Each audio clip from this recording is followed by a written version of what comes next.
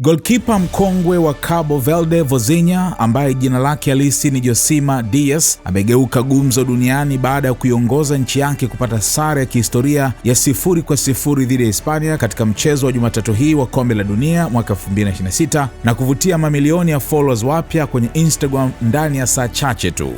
Kabla mchezo huo uliochezwa katika uwanja wa Atlanta, Vozinha alikuwa na wafuasi chini ya 50,000 kwenye akaunti yake ya Instagram. Hata hivyo, kufuatia kiwango chake cha juu dhidi ya mabingwa Ulaya, idadi hiyo ilipanda hadi zaidi ya milioni 2.3 ndani ya masaa kama 4 tu baada ya filimbi ya mwisho.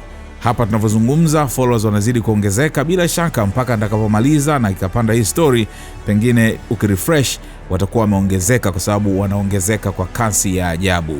Kipa huyo mwenye umri wa miaka 40 alikuwa shujaa mkubwa wa Cabo Verde katika mechi hiyo ya kihistoria.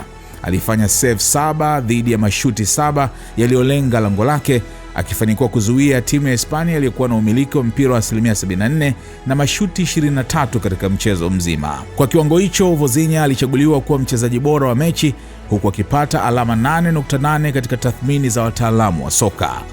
Matokeo hayo yalikuwa ya kihistoria kwa Cabo Verde, ambayo ilikuwa ikicheza mechi yake ya kwanza kabisa katika Kombe la Dunia.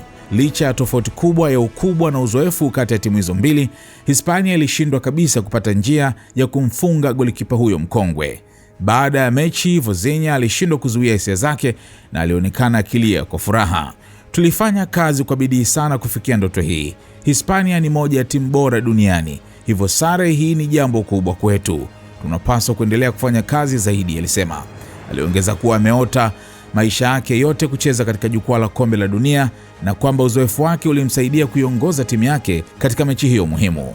Vozinha alizaliwa Juni 3 mwaka 1986 katika mji wa Mindelo kwenye kisiwa cha São Vicente. Kwa zaidi ya muongo mmoja amekuwa mmoja wa viongozi muhimu wa timu hiyo ya taifa ya Cabo Verde, taifa la barani Afrika, akiwa ameichezea mechi 91 na kushiriki katika mafanikio makubwa ya nchi hiyo.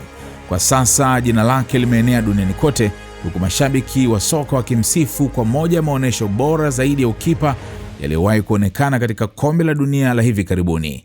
Wengi sasa wanasubiri kuona kama ataweza kuendeleza kiwango hicho katika mechi ijayo dhidi ya Uruguay.